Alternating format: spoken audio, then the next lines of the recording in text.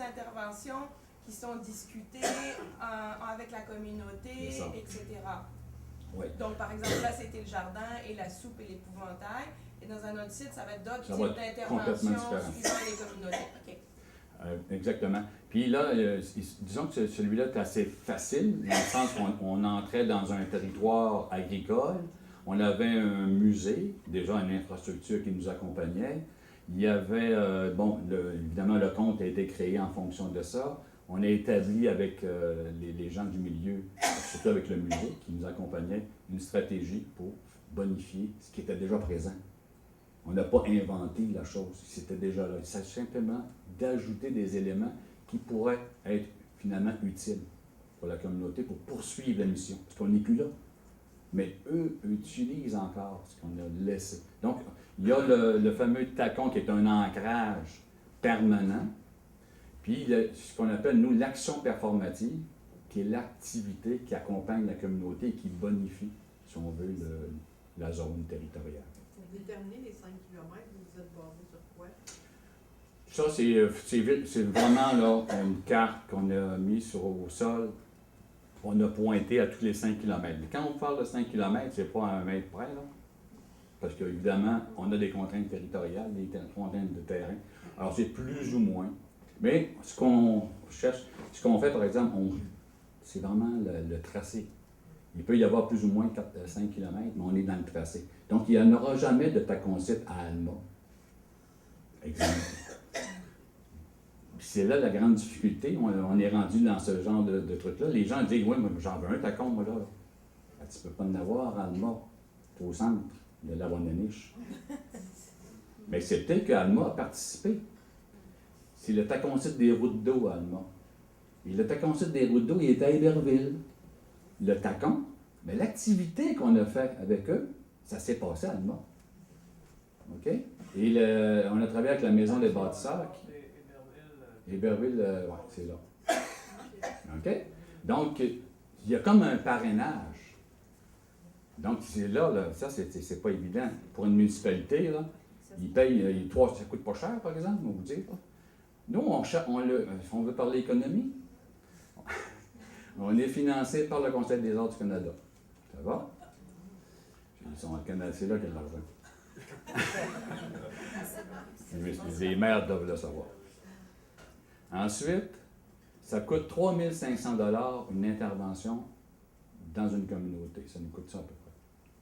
Tant qu'on inclut l'activité, tout ça. On charge à notre partenaire, qui peut être une communauté, qui peut être la municipalité ou un groupe communautaire, 350. 10% de ce coût. Nous, on dit toujours aux partenaires avec qui on travaille, on investit chez vous 3 500 $. Ça vous coûte 350 $.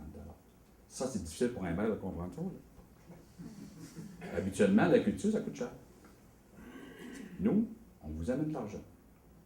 Tantôt, vous allez voir, on a emmené plus que ça dans notre. Dans une municipalité, on a emmené 30 000 $ qu'on a déposé sur la table. Les pas de Tujan. OK. C'est bon. Les pas de Tujan, c'est que les 60 pas, on revient au compte du pays de la Wananiche. Lorsqu'on a demandé à Bertrand Bergeron de nous préparer des comptes, le premier compte qu'il a écrit, c'est comment ça s'est dessiné, ça, sur le territoire. Il était déjà fait, hein? Mais lui, il nous a fait un compte qui a fait en sorte que ça s'est tracé de lui-même par un tigeant, en fait, le tigeant de tous les comptes. Et c'est par des pas de 5 km par 5 km, sans le savoir, qui a tracé l'emblème animalier. Et souvent, les gens disent « Ah, ben c'est comme ça que vous avez trouvé l'idée. » Mais en fait,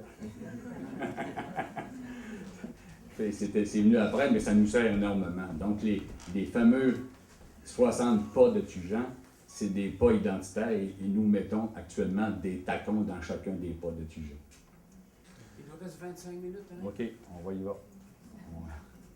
C'est tellement un gros projet. Hein? OK. Donc, on va aller vers des vidéos. On va les passer. Vous allez voir Bertrand Bergeron. On est dans la municipalité de Lamarche, 528 habitants, des utilisations. c'est le tacon-dit du partage, vous allez comprendre pourquoi tantôt. Et vous allez voir l'activité qu'on a fait avec 2 artistes, parce que maintenant, on n'est plus les seuls responsables de la Grande Marche des Tacons-ci. Nous invitons des artistes de l'extérieur pour venir nous aider et bonifier, et en même temps rayonner. Au début, on était seuls, maintenant, on est plusieurs. Donc, on va passer le voilà. C'est pas vrai, mais on veut que les gens à qui on le fait à quoi, Ça, c'est un mensonge. Dans ce temps-là, dans mon temps, quand on racontait des mensonges, il fallait aller devant Le principal de la marche, qui a été bloqué, c'est le projet utilise des roches, des pierres. Il faut dire que la pierre fait partie. C'est l'élément principal de notre projet. On construit nos tacons-sites avec des pierres. On utilise constamment la pierre dans nos interventions. Dans ce cas-ci, on a travaillé avec Lise Destourneaux et Wanda Campbell, qui est un duo d'artistes aussi, et qui travaillent qui ont un projet qui s'appelle Roche Nomade. Et ils ont appris qu'on travaillait aussi avec des roches. Ils ont dit, mais oui, mais on ne pourrait pas faire quelque chose ensemble. Et voilà, ça nous a donné l'idée de les inviter. Et ils ont fait un beau gros marché public où les enfants, les parents, toute la communauté est impliquée à organiser un immense pique-nique communautaire, à organiser les assiettes avec du fromage, du pain, des bonbons. Et ça, l'école primaire s'est investie là-dedans, évidemment. Ils ont préparé des kiosques. Et là, c'est les jeux de mots, hein, les jeux d'esprit. Laissez-moi vous dire que ça a été une journée où on s'est amusé terriblement. Les parents prenaient des notes en disant, ben, cet été, là, si les enfants s'ennuient, on va faire ça. Et même, on a vu des gens arriver avec des roches qui étaient en forme de noix de coco ou n'importe quoi. Là. Puis ils nous disaient, regarde, monsieur Laroche, j'ai trouvé ça, puis je voulais emmener. Et d'ailleurs, vous allez voir tantôt comment on a utilisé des roches qui nous ont été amenées par des gens, monsieur et madame tout le monde. Donc, on est vraiment dans la poésie pure, avec des gens, c'est des forestiers qui habitent là. Et laisse-moi dire que la crise forestière a fait beaucoup de mal à la marche. Ils sont à revoir finalement leur économie. Et donc, ce que leur a montré, dans le fond, c'est qu'avec presque rien, on était capable d'imaginer des grands projets. Ça coûtait presque rien. Puis on leur a laissé ce qu'on appelle les restes de table. On leur a fait une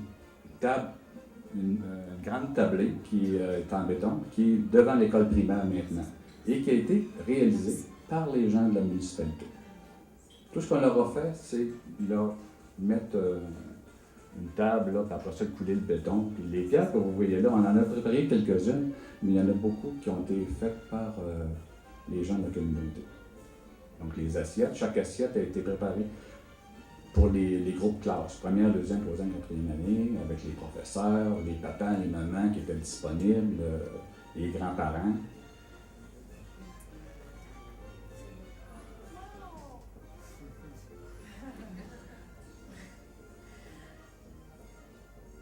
Et là, vous voyez, le tacon n'est pas à la marche. Il est à Chute-au-Galet, à Falardeau. Donc, les gens de la mairie ont dit, bah oui, il n'y a pas de problème, on va prendre des roches de chez nous, puis on va les amener à Chute-au-Galet, puis on va construire le tacon. Donc, dans chacun des tacons, souvent, on enfoue des choses. Nos tacons sont mystérieux à ce niveau-là. Ça veut dire que c'est, au niveau archéologique, il va y avoir du plaisir. Si on les dit.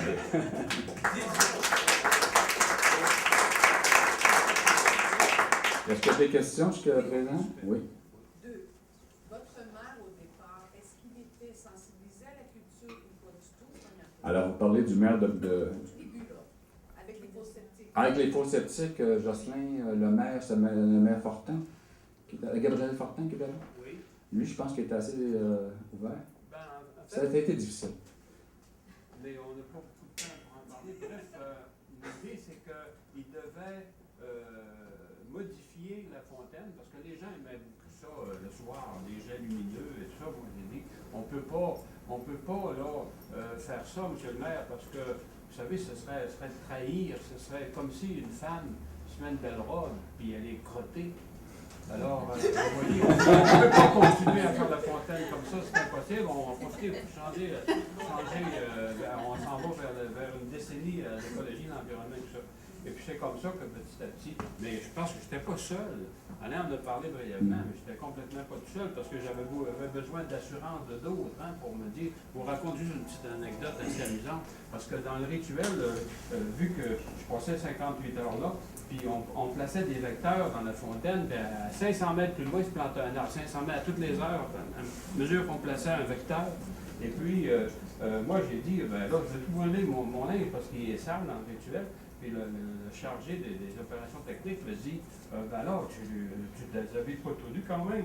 Non, ben là, non, mais ça va. Et puis, quand est venu le temps de faire le feu qui immolait, c'était la première immolation. Après ça, il y en avait une deuxième, d'une grosse sculpture que j'avais fabriquée, qui imitait le pollueur.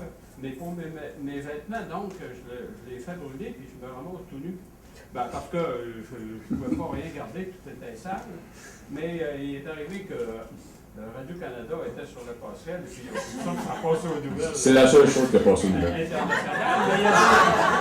Il y a une couple, oui, c'est ça qui bon, c'est assez triste. Puis quand une dame disait, c'est une belle action que tu as faite, mais tu n'aurais pas dû te mettre tout nu, tu sais. Mais il y a des fois que c'est amusant comme ça. Donc, M. le maire et les échevins, ils ont dû, quelque part, souscrire à l'idée parce que j'avais beaucoup d'amis qui étaient. C'était pas seul. On va pas. Est-ce qu'il y a une autre question?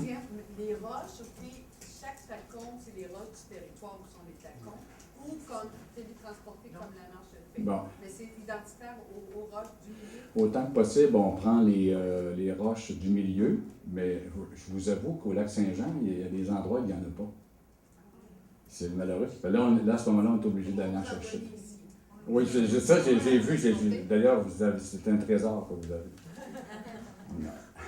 On va passer au taconcite de la fécondité, où là, on a investi dans cette municipalité-là tout près de 30 000 $.